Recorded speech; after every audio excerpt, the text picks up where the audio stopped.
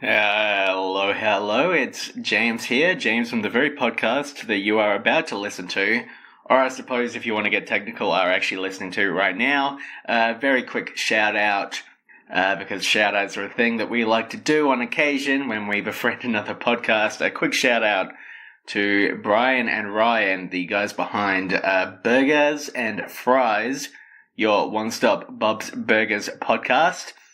This podcast goes through every episode of the show, from the very first one onwards. They dissect it, pick it apart, rate it, tell you which ones they liked, which ones they didn't like. If you're a big fan of Bob's Burgers, and you should be because it is wonderful, not that I'm here to tell you what you have to like and don't like, just if you haven't watched Bob's Burgers, it's really good. If you are a fan, then this is a great way of reliving some of the past episodes and hearing some very spot-on analysis. That's our plug for this week. Burgers and Fries.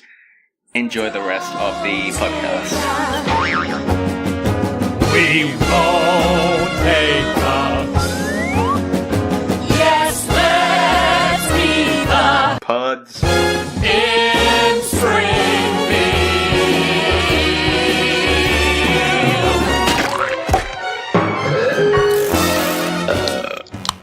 Interesting spikes there on the can open. On the can open. Like, that's the end of the sting. Is that can open? Or possibly the start of the episode. It's hard to say. Oh, you mean the start of the episode 17 of Pods? In the key?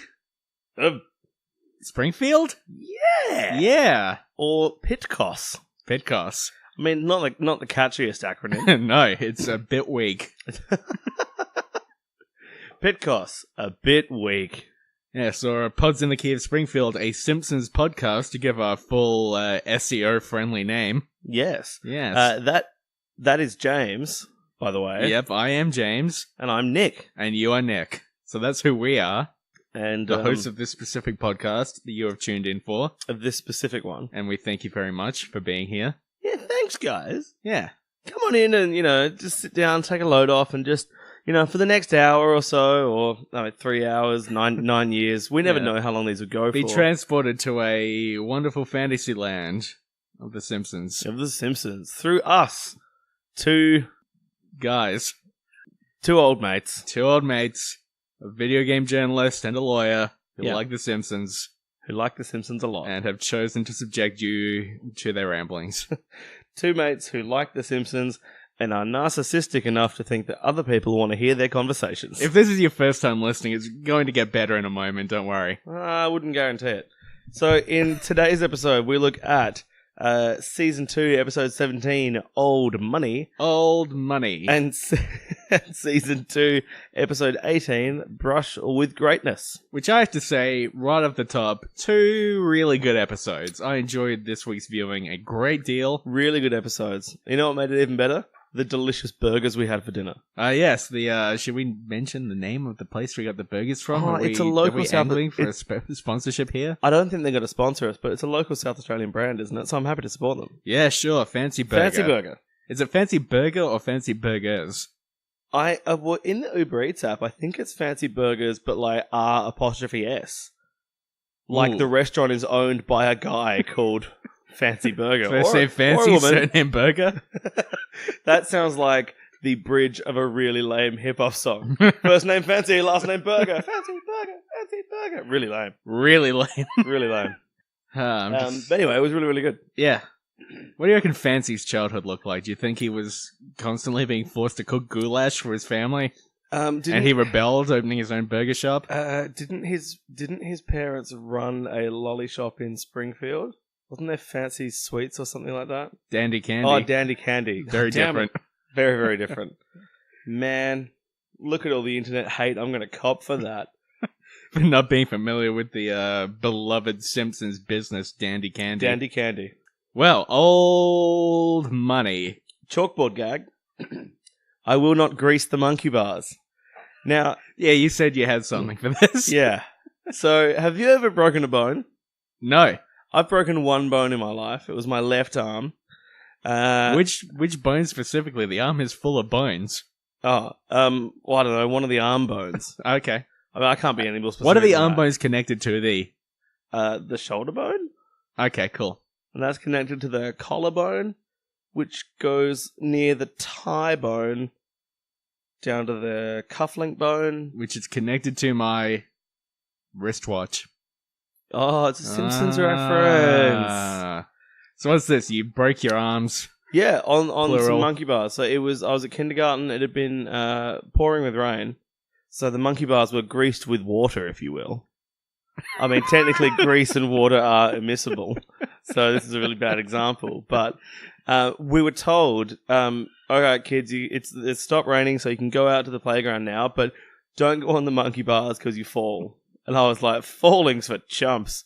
So I jumped off the platform, tried to grab the third or the fourth monkey bar kind of out from the platform, but of course they were wet, so I just slipped. Fell on my back and broke my arm in the process. Oh no.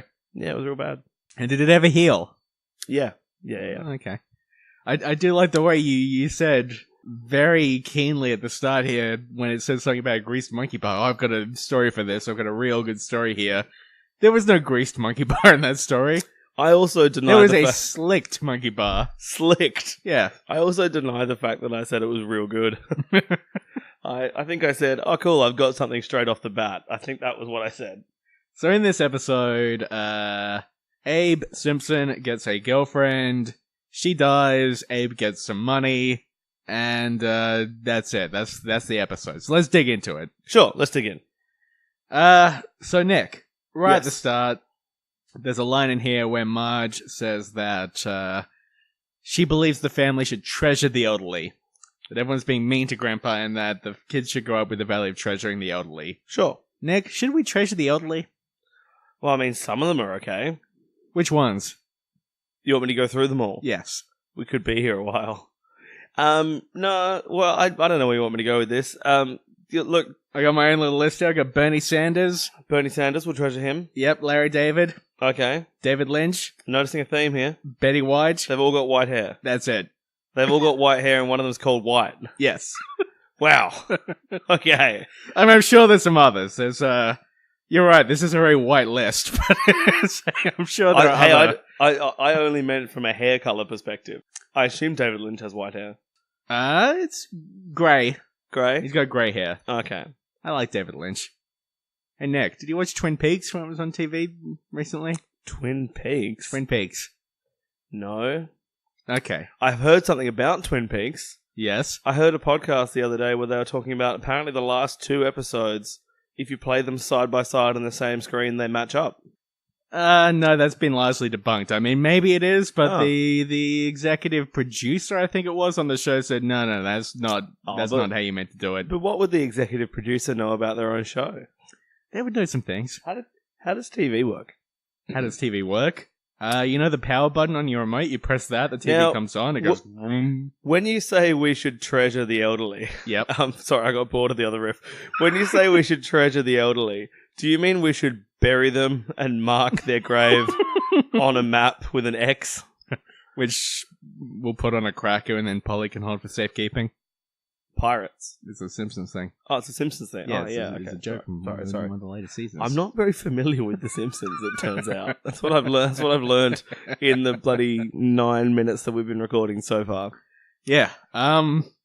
Yeah, that's a good thought. Maybe we should be burying the old people and marking their graves, I suppose. I mean, it's an option. Look, I'm not saying it's the best. I'm not saying this is the final draft. Next, should we pull out of this? Yeah, Go let's pull back out. Yep.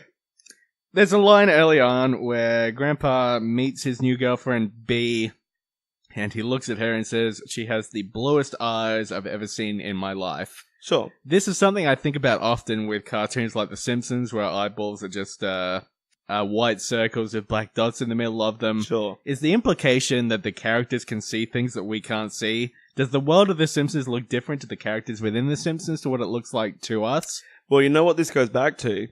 This goes back to your theory about the Homer's Night Out. Because remember the photograph to us, so when Homer dances with the exotic dancer and Bart takes the photograph with the spy camera and copies are disseminated around the town, and everyone gets very, very, very, very, very, very, very, very, very worked up about a very tame picture. Yep. You said, is there more to this picture than we can see? And then I think I made a joke about how it needs to be upscaled to 4K before we can see the full resolution. Yeah, I said give us 4K, bro, to Mac Give rating. us 4K, bro. Yep. But maybe it's the case that we are actually seeing a very low resolution sketch of the world, and An artistic representation. And in the real world, there are blue irises around the eyes of the blue-eyed people. Yeah. I think about that sometimes. It would explain the garish. It would explain the garish colors of everything, because maybe, I mean, if we're seeing, it's a bit like if you convert like a modern JPEG down into like a 16-bit bitmap, and all the colors go back to their simplest variants. All right, Mr. Professor. If you fuck, here we go.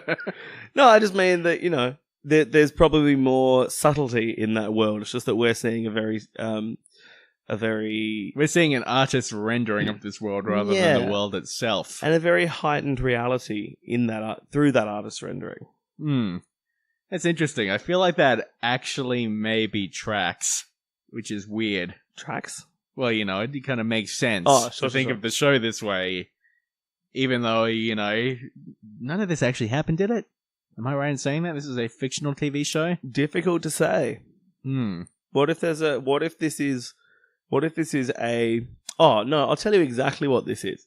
This is a cave painting. Okay. So those cave paintings where you've got like a primitive painting of like it's a painting of a cave, and they show what the cave looks like. No. I don't mean when the bloody Roadrunner's trying to capture Wile E. Coyote with a trompe-l'oeil painting of a cave painted on the side of a thing. I mean when you've got like what is clearly a representation of a man or a woman chasing a wildebeest. Yeah, but the cave that they live in. Yeah, but it's very sketchy. Yeah. This is that of an alternate universe. Yeah, except it became the predominant pop culture of our universe, which is interesting. Very interesting. Yeah. Speaking of things that tie back to previous episodes, because that was all a tie back to your Princess Kashmir theory, which is what I'm calling it now. There's a tie back to anagram theory. Oh, yeah? Yeah. That's a theory now? That's not just some bullshit? Okay. Okay. What's your anagram thing? It's some bullshit. But Abe and B. A-B-E, B-E-A. I mean, it's not a very complex anagram.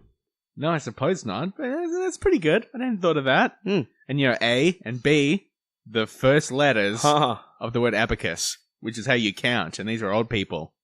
It'd be very hard to count how old they are on an abacus. How does an abacus work exactly? Does each row of an abacus go to like the tens, the hundreds, the thousands column of how we would work it out in primary school? I believe, yes. When you have an abacus, you just decide what value each row represents, maybe, depending on the size of the abacus, and you work from there.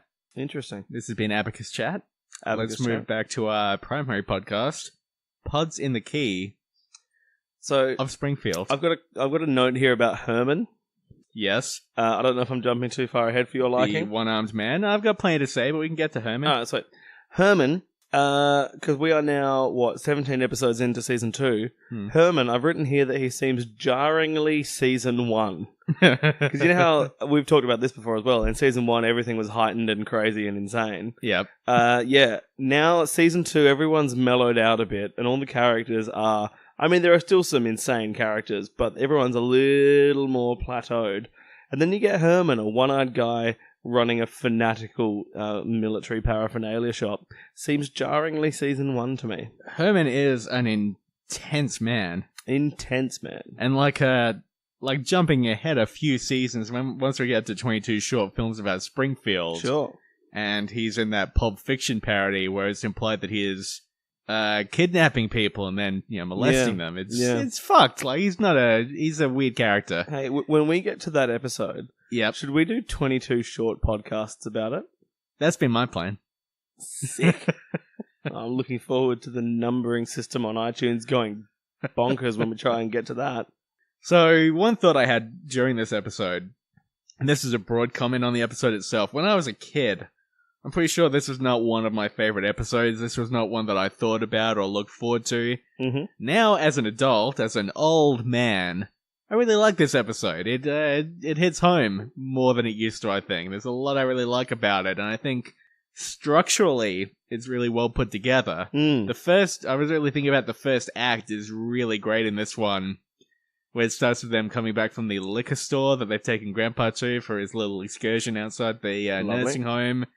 And then he goes in, and he meets Bee, and they have this whole whirlwind romance, and you see them together, and like the rest of the family, you know, the first 5 Simpsons, and here we have the 8th Simpson, Abe Simpson, after Springfield, which to me is a character itself, and Mr. Burns, who I consider the 7th Simpson. Yes. So we've got Abe.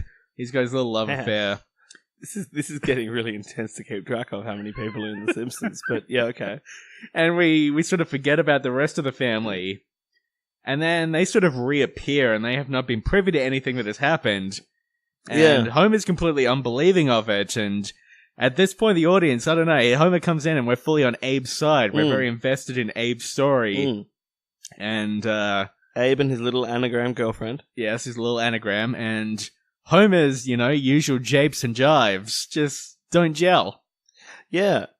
Japes and jives don't gel. Yeah. Yeah. Good point, James.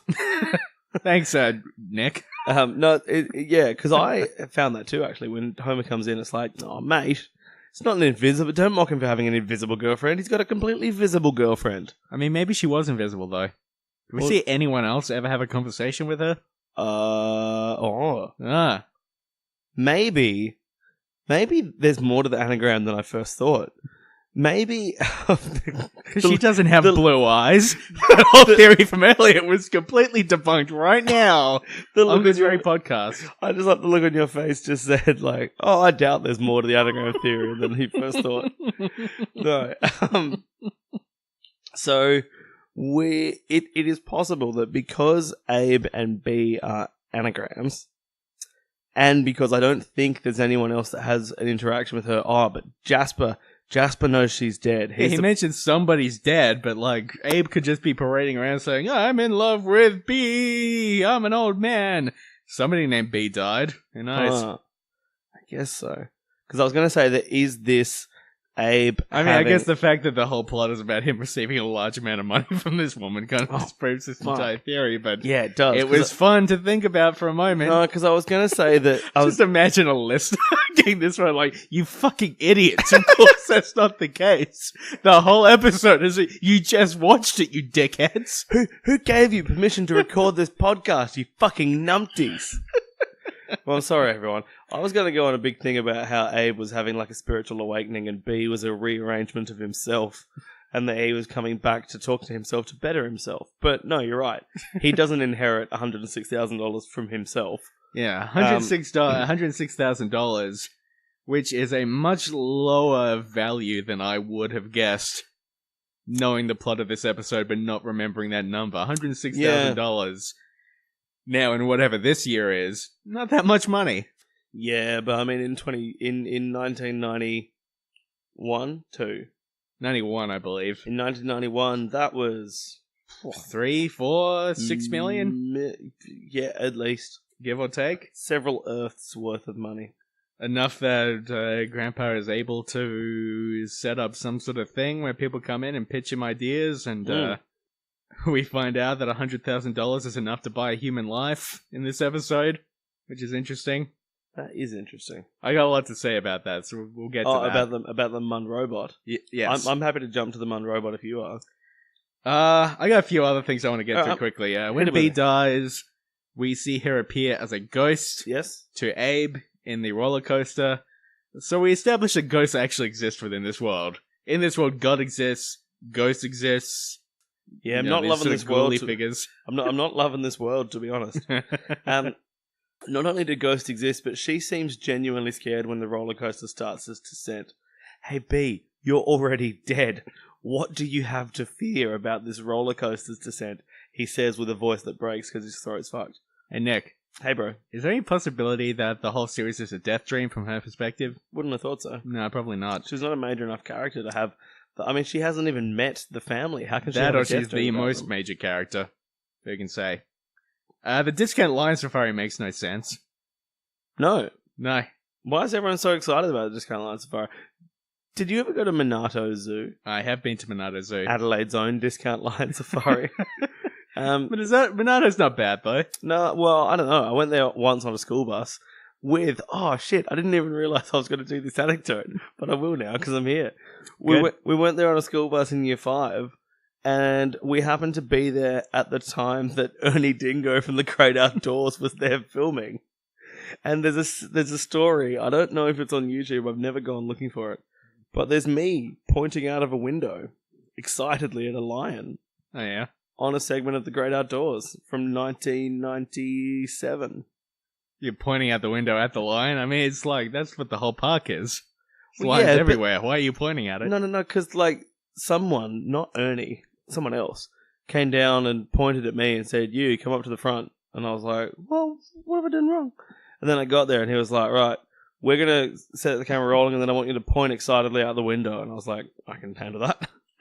So I was like, "Oh, that's me pointing, by the way." Mamma mia, look at that. I didn't say Mamma Mia. Why not? I should have. Yeah. I really fucked it. My one big shot. Maybe they would have given you a bigger role in the show if you had said Mamma Mia. Or even just like a... I think that kid's got it. Ernie, you're out. Nick, you're the new host of whatever show this is. I hope I said Great Outdoors and not Getaway. No, I think I said Great Outdoors. That's okay. I don't think it matters too much. What else have we got in this one? I've got a note here about hand jobs. You thought there was a hand job reference in here? Yeah. You missed, by the way. I told you there was a joke in here about erections. Mm-hmm. And did you get it? Did you hear it? No, I missed it. What was Okay. it? But I picked up a hand job joke on the way. I thought that was pretty good. Is when Homer calls up Marvin Monroe's family helpline thing. Okay. The third option there is, what have I actually written it down here? Alright, the erection thing, the erection joke.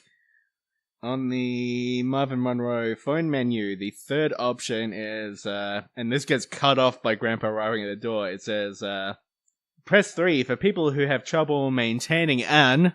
Oh, and good. then it cuts away. That's good. I don't think I've ever heard that line, or never taken it in before until this viewing. Yeah. So it was like a new little thing, and I picked this up from that huge Simpsons guide that I have. Yeah, totally. It told me the joke was in here, so I was on the lookout That's good. for jokes. Well, the hand job About joke... pee-pees. Yep. The hand job joke that I think is when Abe's talking on the phone about the $106,000 that he inherited, Yep. and how Homer's not going to get a single cent of it.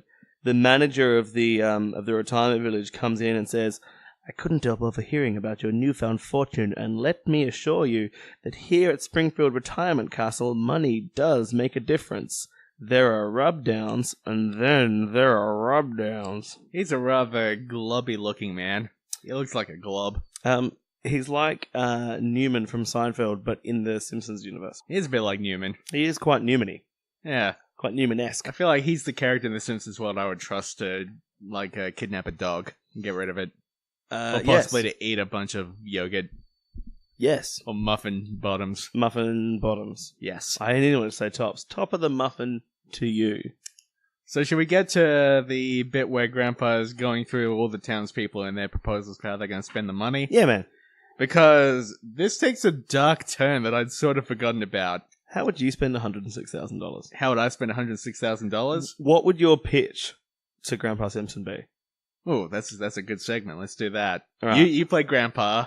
I'll play the person pitching you. I'm Grandpa. I can't do a Grandpa Simpson. Well, you just pretend you're him. You don't need to do the voice. All right. Okay, cool. Okay. Knock knock. Hello. Who is it? It's me, James. Come on in, James. What are you doing? I don't know. Stop doing the voice. It's becoming a bit Milo Kerrigan too. Come on in, James. Grandpa Simpson, hello. I would like the money to... what I would like the money for Yes. is to create a pilot for my own animated TV series. Oh, what would it be about? It's called Cartoons in the Key of Springfield. Oh. And it's about two handsome young blokes who create a podcast. Yeah. and, it's on the air, and it's good, but then they get murdered. And, Sweet. I'm into it.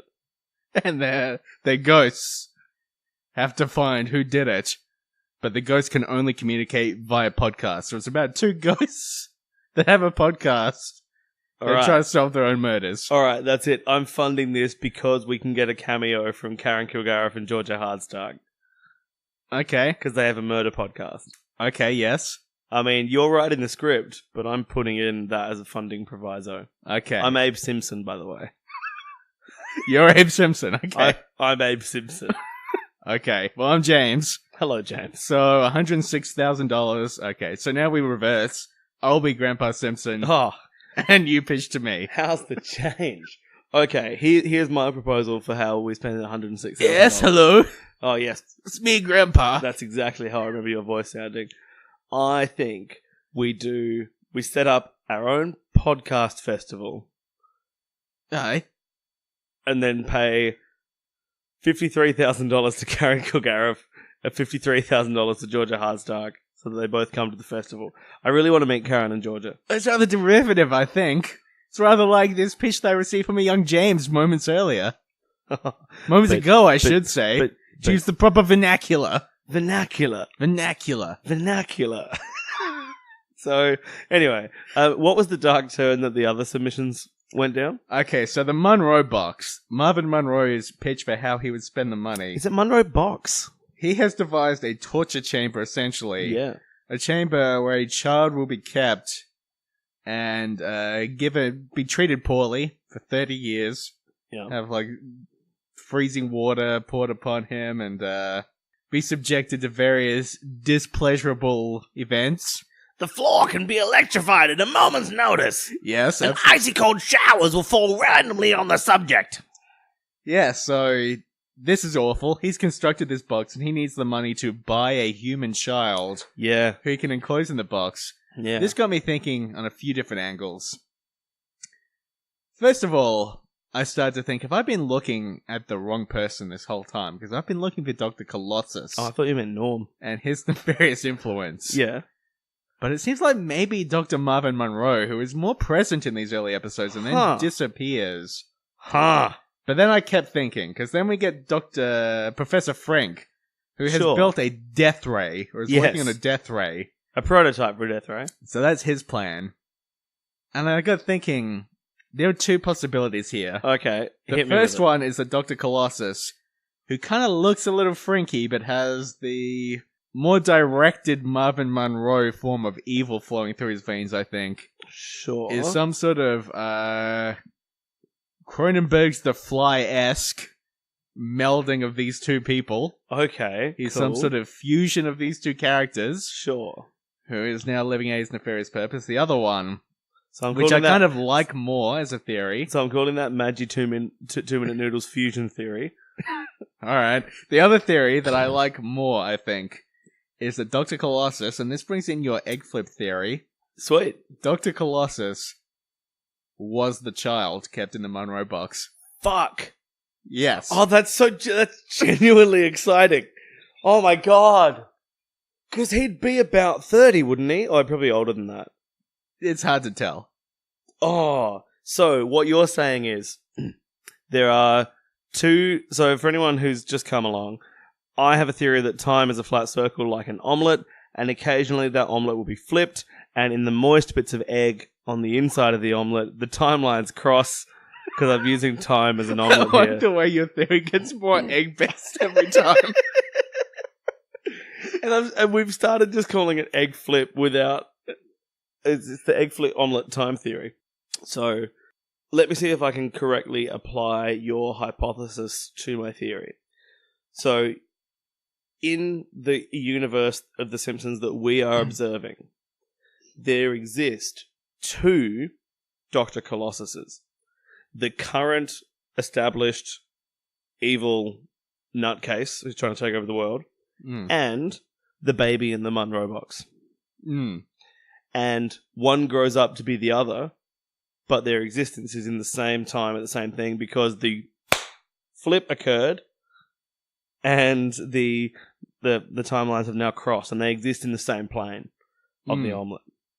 That's actually outstanding. I'm actually really excited by that. Weird rumbling noise just happened.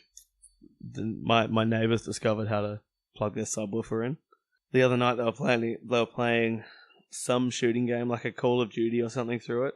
And so for an hour I could just hear through the wall subwoofer like gunfire. Oh, it was great. Jesus, that's loud. Not sure if it won't be getting picked up on here because I think I've got a low filter set on the mixer. Yeah, if you can hear a weird rumbling in the background of this podcast, if I leave this bit in, then I'll tell you what it is. It's Dr. Colossus coming to get us. I mean, it is eerie, the timing on that, though. It just kicked in the moment we stopped talking about Old Mate Colossus. Old Mate Colossus. Wow. So that's my thinking now. This scene is pivotal to that's really exciting. what Colossus because is. Monroe doesn't get funded from Abe, but he could have got the funding from somewhere else. And he says that it's and we know that Monroe is appallingly bad at making money, but I think he would have found a way. Maybe he kidnapped a child. Maybe he used his position as a psychiatrist to say, no, this kid has some issues. I'm going to hang on to this kid because he can't be released back to your house. And then put him I love the idea of him saying, I'm going to hang on to this kid for a bit. just for a bit. Just for might take 30 like 30 years. Just don't worry about it. Interesting. Also, first appearance of Frank. Yep, first appearance of Frank. Professor Frank, he makes us laugh, he makes us think. Not till later on. That's true. Then the episode progresses to Abe finding out that some people live bad lives and are unhappy. What? So he says, I'm going to spend all this money on helping the poor. And then it takes a bit of a weird turn when he goes to Vegas and he's looking to gamble all the money, which is... Season 2 seems to have this thing where, like, the end of the episode will suddenly be about something completely different from what the rest of the episode was about. And in this one, it's suddenly Homer in the most Deus Ex Machina thing imaginable. All right. I've written Homer Ex Machina on my sheet here. Homer Ex Machina. He shows up at the nursing home and says, I need to see my dad right now to tell him I love him. Which was not really that big of a concern like a moment ago. Because they'd already sort of, made up. Yes. And then he rushes off to Vegas to confront his dad. His dad quotes to him a Rudyard Kipling quote, which is quite nice, but also not a good fit at all for the situation. Can I also say that so he quotes If by Rudyard Kipling. Yep. Rudyard Kipling in this poem has a very, very, very odd idea of what it is to be a man. Can I read my version of it first, and then because I think I remember how this one goes. Sure. But then you can tell me if I got it wrong. Sure. The guy who loses everything and starts again. That's good, actually. That bit's good. Yep. That was it. Oh, Did I not get it right? You've really boiled it down. When you look at the actual poem, I don't like poems very much. Although, hang on a minute, he does actually quote from the third stanza. Like, just all of it. How does it go? What do we hear? Well, do you want me to do the whole thing? Sure. Oh, it's going to take far too long. Just the bit that he does. Oh, sorry, that bit. If you can make one heap of all your winnings and risk it on one turn of pitch and toss. Is pitch and toss... It doesn't matter. Is that like quoits? Maybe. Who's playing quoits? And risk it all on one turn of pitch and toss, and lose and start again at your beginnings, and never breathe a word about your loss. If you can force your heart and nerve and sinew to serve your turn long after they are gone, I don't know what that means. And so hold on when there is nothing in you except the will which says to them, hold on. And then he skips a bit. But if you can talk with crowds and keep your virtue, or walk with kings nor lose the common touch, if neither foes nor loving friends can hurt you, if all men count with you but none too much, if you can fill the unforgiving minute with 60 seconds worth of distance run, yours is the earth and everything that's in it, and, which is more, you'll be a man, my son. So, what he's done here is he's taken a poem that seems to be about a father telling his son that, the values of masculinity that you should treasure are the ones where you strive to achieve despite facing setbacks, Sure. essentially. Yes. He's taken that to mean, just gamble your money away and then try to make it back. It's fine. Don't worry about Yeah. it. Yeah. It's fine. It's cool. Yeah. Just fucking do it already, old man. fucking Just do it. fucking do it. Why are you yelling at me? Do it already, okay? Ah. Just fucking go in there and gamble your money away and it's fine.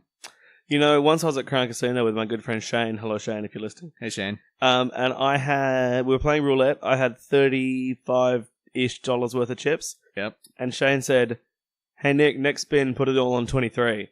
And I said, "Fuck off, Shane. I'm not doing that. I'm not going to waste $35 on one spin on a single number." Then Shane said to you, but remember that Rudyard Kipling thing? It's like, read put the your whole- money on that one, and then you'll be a man, my son. Good rhyming. Yep. If you can keep your head when all about you are losing theirs. That's the only line from that poem that I know off the top of my head. It's a good line. It's not too bad. So Shane said put it all on number 23. I said no, I'm not doing that. And then legitimately number 23 came up. And if I had placed if I placed all $35 on that bet, and it was in Melbourne, so they have a 00, so it's 35 times 37, I believe. $1,295. And then, you would have wasted it. You would have fucked up somehow. I would have drank it all. Yeah. And then you would die. It would be bad. That'd be great. So, Abe spends the money on fixing the old folks' home. 13, 11, 14, by the way, for anyone who feels like dying would be great. Yep. Sorry, I shouldn't make light of things like that. Yeah, well, Abe spends his money on the old folks' home. It takes 6 months, which, considering the weird pacing of the show, I guess means that it just doesn't really happen at some sort of future point. I feel like this last scene is like after everything else in the series has already happened. Oh, I thought you were going to say it's a secondary egg flip. Oh, so you think this is a time pass and then we get like a montage scene? I feel like the rest of the series, the entire series, is set in the 6 months before it gets fixed. Okay, interesting. That's my theory. That's my Okay, take. cool. I'm into it. So that was Old Money. Good episode. Yeah, pretty We've good. spent a fucking long time on it.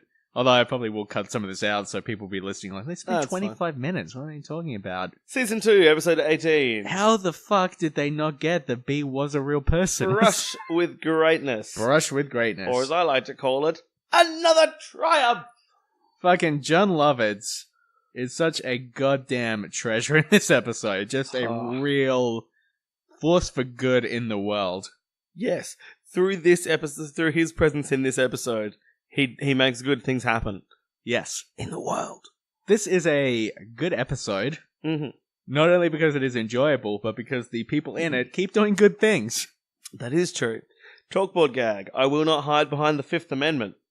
Now, I'm pretty sure the Fifth Amendment is the right to silence. I'm going to check this up very quickly. I've had 35 minutes to check this fact up. Haven't done it until now. Fifth Amendment. Check it up. Fifth Amendment. Check it up. Protects individuals from being compelled to be witnesses against themselves in criminal cases. So that is the right to silence. Which, you know what?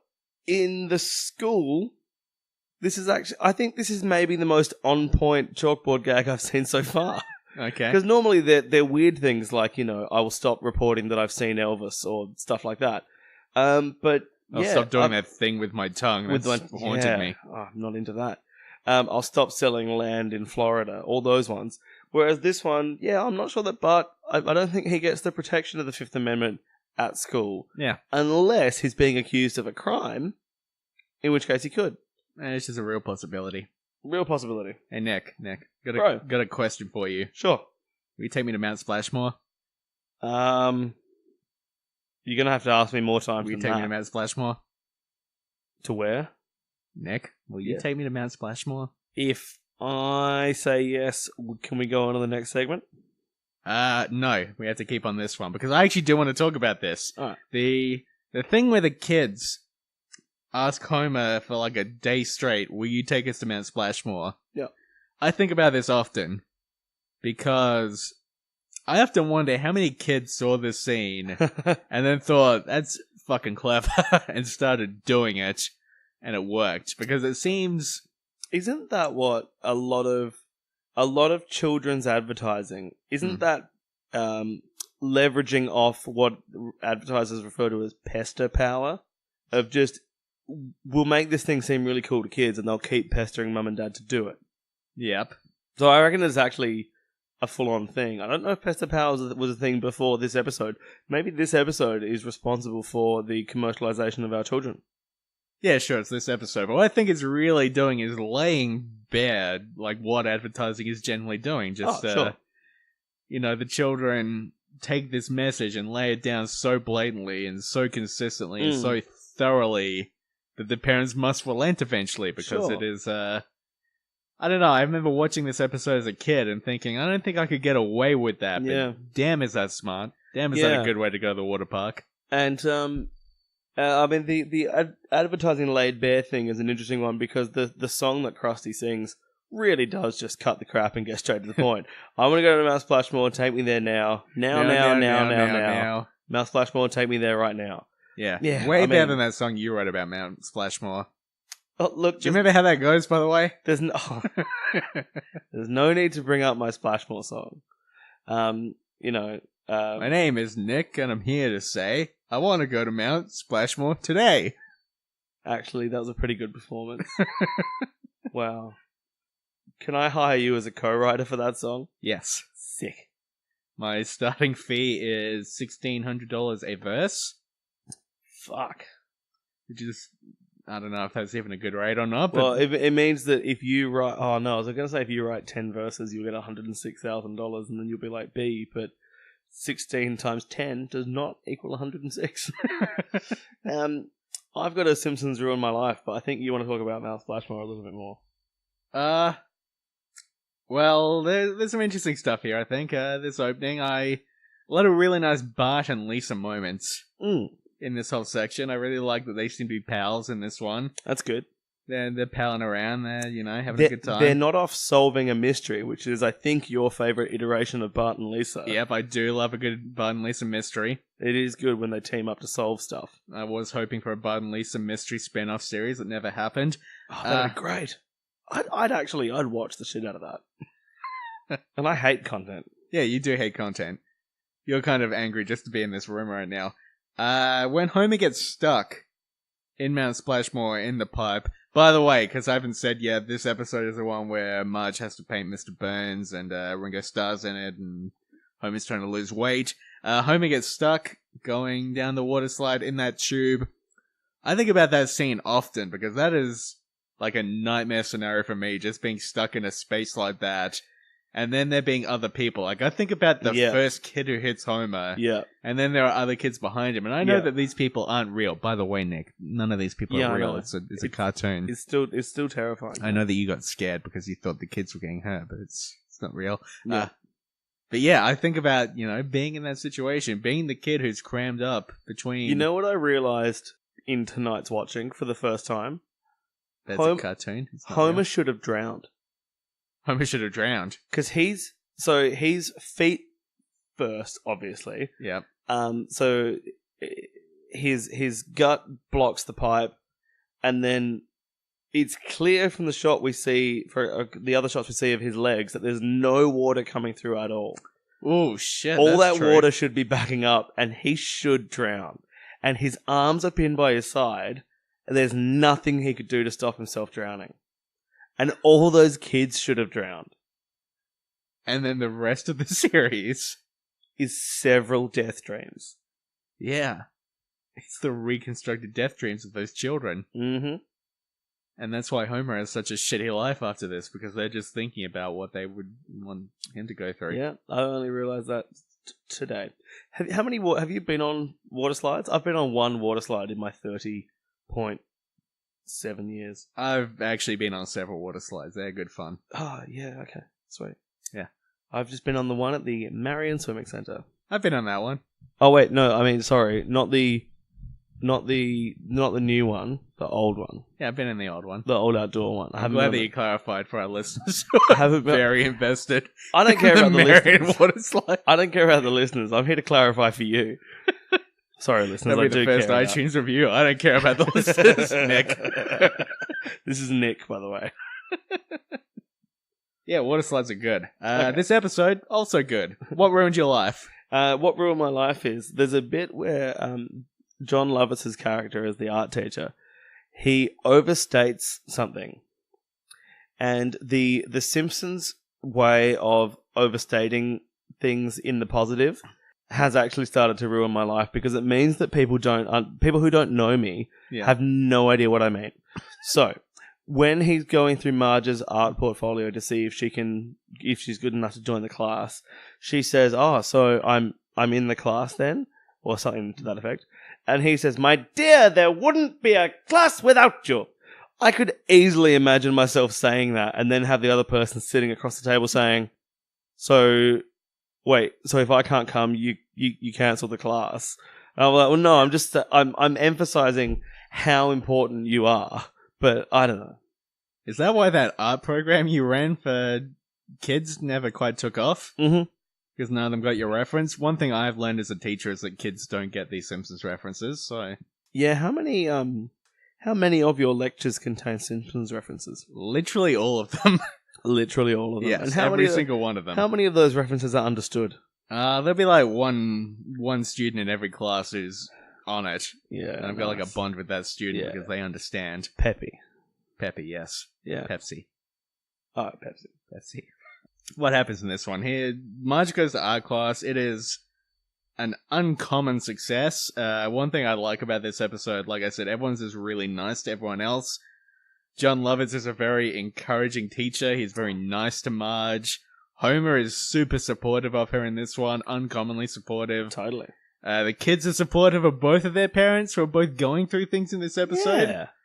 This is a really supportive episode. And the reason for that is so that when Mr. Burns pops up and does his little thing, Mr. Burns, of course, the seventh Simpson after Springfield the town itself, which to me is the sixth Simpson, is, yeah, Mr. Burns is a real piece of shit in this one. So all of their support serves only to heighten his douchebaggery. Absolutely.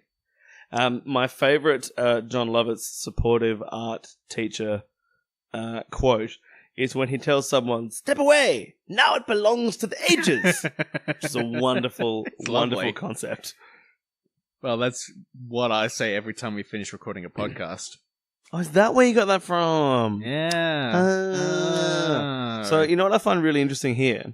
Because, of course, we get the flashback to when Marge was an art student and she was doing all these paintings of Ringo Starr. Marge, we have to go back!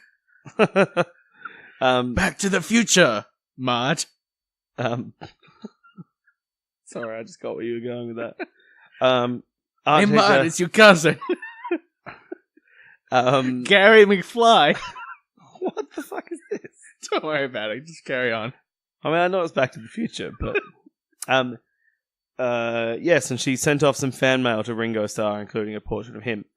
And then we see 20 years... I hung it on me wall. I hung it on me wall. I'm Ringo. I'm Ringo. 20 years later... Terrible. I got blisters on me fingers. 20 years later, we see... more than 20 years later, actually. We see Ringo responding to all the fan mail. And then... 20 years ago today. His... Sergeant Pepper told the band, etc. Princess Leia's stolen Death Star plans. Yeah, that's right. I made a pop culture reference. What on earth? And Ringo's butler says, "Sir, the devotion to your fans is remarkable, but, don't you think it puts too much pressure on you to respond to all the fan mail?" And he says, "I don't care if it takes..." Oh, no, I can't do... Can I do Ringo? I don't care how long it takes. I'm Ringo, I am. Hang on. Liverpool, Ringo. Don't care if it takes 20... It's almost chugged along. Oh, no, he is lower, isn't he? "I don't care if it takes me 20 years. I'm going to write them all back." That's terrible. But anyway, he says he's going to write all his fans back 20 years in 20 years' time. Well, I'll tell you what happened 20 years after this. Ringo put up a video on Twitter, I think it was, saying, "I love all my fans. I love you all, but please stop writing to me. I'm not going to respond to any more of your letters. It takes too much of my time. Anyway, peace and love. Peace and love. Peace and love, Ringo." So... I don't know. Do you reckon And now I wonder, did people see this episode of The Simpsons and go, does he really respond to all He's this? an open book, he is. Does he really respond to all the I fan did mail? think this is the most blatant celebrity Peace and appearance love. yet. Oh, yeah. And that's it's true. incredibly simpering. It is so, like, his butler appears and literally tells Ringo what a great dude he is. True. Although Bart does find, when he first finds the portrait, he says, hey, who's the mop top with the big schnoz? Which is, I mean, for a cameo that then turns They out would to be not have very... shown him that section of the script, though. Because the rest of it is very sycophantic. And so, yeah, I enjoy that. I mean, that is the first they managed to get all 3 living Beatles on the show. That is the first Beatle that they check off. Yes. First Beatle, and of The course, first Beatle that Apu they- is the 5th Beatle. The first Beatle that they check off, you mean Chekhov's Beatle? No, I don't mean Chekhov's Beatle. Oh, sorry. But yeah, we get Ringo. He's a lovely man in this episode. Peace and love, peace and love, Peace and love. peace and love. Okay, that's too northern for... Oh. The other thing that I was wondering about this is that Little Ringo rides back to Marge to say, "I hung it on me wall." How the hell does hung he it on me wall. find her address, though? Yeah, because she sent this letter off when she was a schoolgirl. Yeah. They weren't living at 742 Evergreen Terrace when she was a schoolgirl. Yeah. And more to the point, so he returns it to Marge Bouvier. She's no longer called that. How does it find her? The mail in Springfield must have the best redirection service. The Ever. best redirection service ever. Yeah, it's ridiculous. I would love a good redirection service. Hey, Hey, to pay so much money. speaking of that, you're renting a place now, aren't you? Yes. So for any listeners, because I don't know when this will come out in a few weeks' time, but we are currently in the middle of the Australian postal survey for the marriage equality law. Yep. Did you get other surveys rocking up from previous renters of the house that hadn't updated their addresses? No, I haven't actually. I get so much mail for previous occupants, Right, but not on this interesting. one. Well, because there was an Interesting. election not that long ago, so Yeah, we all true. had to make sure our addresses were up to date. But a friend of mine, who shall remain nameless for the purposes of this podcast, because I don't know how this will be treated in the future, but a friend of mine had 4 surveys for previous tenants rock up Oh, to really? their rented address. So they filled out all of them as yes and posted them all back. Huh. I mean, probably shouldn't have done that, but still. Nope. As much as, obviously I voted yes because it is the only ethical thing to do. It's the only option. Just to be clear, it's a survey sent out asking, do you believe that same-sex couples should be allowed to marry? Yeah. And the answer is yes. If you said no, that's the wrong answer. That's actually the wrong answer. Yeah. And there's no room for debate on this, It's not being mean to say, it's not okay to vote no, because if you vote no, you are saying that people who love people with, people of the same gender as them don't deserve the same rights you do, and that's not like a fair thing to say. That's a hateful thing. I know that probably none of our listeners feel that way, but Yeah. whatever. I'm going to put it on the record anyway. Yep. Yes was the right way to vote, no was wrong. Okay, completely. so back to The Simpsons. Are we still talking about The Simpsons? Was that the show we were... I think we're still talking about The Simpsons. Okay, this is the second episode this season that has ended on a note of Marge having to make a statement about an artistic penis. Shit. Yeah. I hadn't even clicked on that. Yeah, so it was, first of all, Michelangelo's David, Yep, a few And now- episodes ago. and now her own interpretation of Burnsy. Yeah, this time she draws a portrait of Mr. Burns, because I can't remember if we even mentioned this, but the plot of this episode is that Marge has to paint a picture of Mr. Yeah. Burns because he needs a portrait for like a museum wing or something, yeah? Opening of the Monty Burns wing of a museum or a hospital or something. Yeah, so she draws Mr. Burns naked because she says, Naked. he's the same nude. He's the same as all of us underneath. Look at him, he's all vulnerable and frail and weird, and he's got this little shriveled up penis. And, yeah, and this is the second time she has had to defend a cartoon dick. Defend the artistic merits of an art dick, I should say. defend the artistic merits of art, Dick. This one is done so much better than the previous one that it almost makes me wonder if somebody in the writing room was like, I'd like to take another crack at this. Hey guys, remember that issue? I've had some more thoughts about it. I had a couple of revelations while I was eating dinner. Can we get another cartoon dick in the writing room, Yeah, please? don't think we quite nailed the Marge's pro Artie Dick. Artie Dick. As opposed to Artie Zip, Artie Dick. Oh, sweet. Artie Dick, that comedian from the 30s. So, there's a line in this one where, what's her name? Hoover sees the painting, and she says, "He's bad, but he'll die." So I like it. I think about that line all the time. I think it is an excellent line. It's one of those rare lines that never applies to anything in real life, but is constantly on my mind anyway. Interesting. I can't break it out, but I just think about how good that line is. Would you say that in that way it has ruined your life? I would say that my life is just fine. Oh. I don't know what it is that you're implying. Well, I mean, this was your segment, and we haven't had any fodder for it for a long time now. Another triumph! Another triumph! Another point here for the infinality of brass. So Yes. you will recall that in several episodes previously, brass instruments have been referred to as infernal, as in, you know, being of the fires of hell, I suppose. Yep. Yes, Burns once again refers to Lisa's saxophone playing as infernal tootling. So, I mean... Burns being the very thing you would do in hell, by the way. Interesting. Really getting deep here. Yeah, really getting Digging deep. Deep into hell. There's another thing that I was thinking about while watching this, and this is another...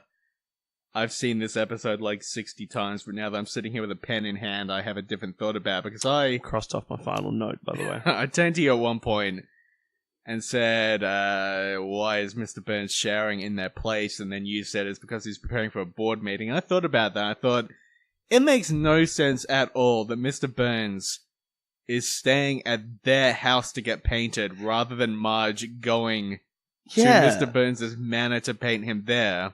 And I thought the only reason they've done this is because, one, they need Mr. Burns to make fun of Homer in one scene so Marge can kick him out. Yes. And they also need Marge to see him naked, and it only really makes sense in their own house to have that happen.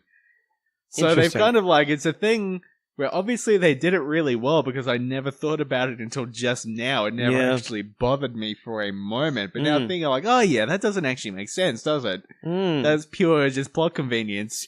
I mean, it works, so whatever. It is fun when you peek behind the curtain and go, oh, hang on a minute, that's an unnecessary plot device. You peek behind the curtain, or in this case, the towel, and you see Mr. Burns' fishy little dick. It's just fishy. It's just like the in like the first or the second episode where Homer tears the pork chop bag open, the inflatable squeezy dog toy pork chop bag open. Mr. Simpson, you dropped your pork chop. That was pretty good. Just so it can fall out so Todd can squeeze it. Yeah. Mr. Simpson, you can drop your pork chop. Give me that. That was an astonishing. I'm just gonna rewind for a moment. I thought that you were starting a third impression, and you were gonna go.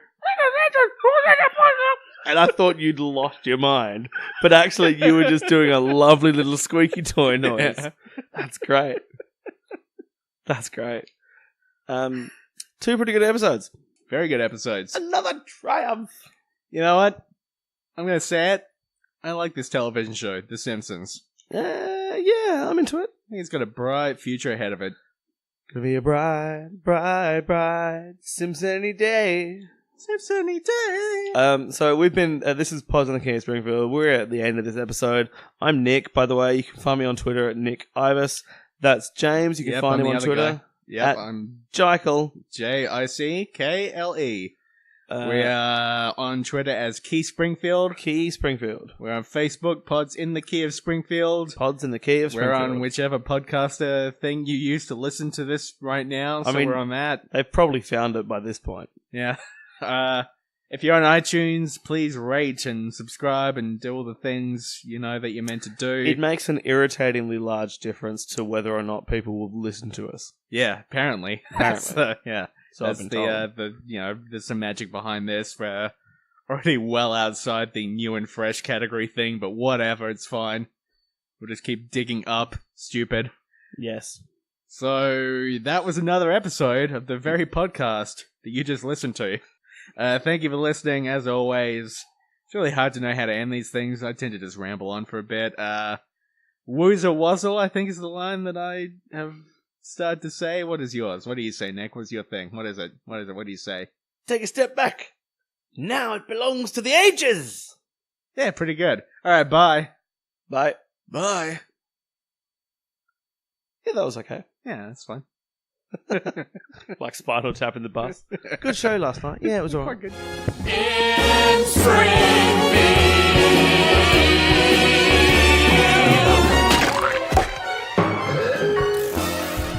I listened back to an episode the other day that we put up An episode of the podcast? of our podcast. Oh.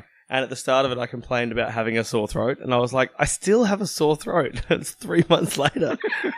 And then I thought about it and I was like, wow, in August 2016, I had laryngitis, which I think I've talked about before. Yeah, it's on the record. It's on the record. And then I was like, now that I think about it, I've had a sore throat since then. It's pushing 13 months now. Should I go see a doctor?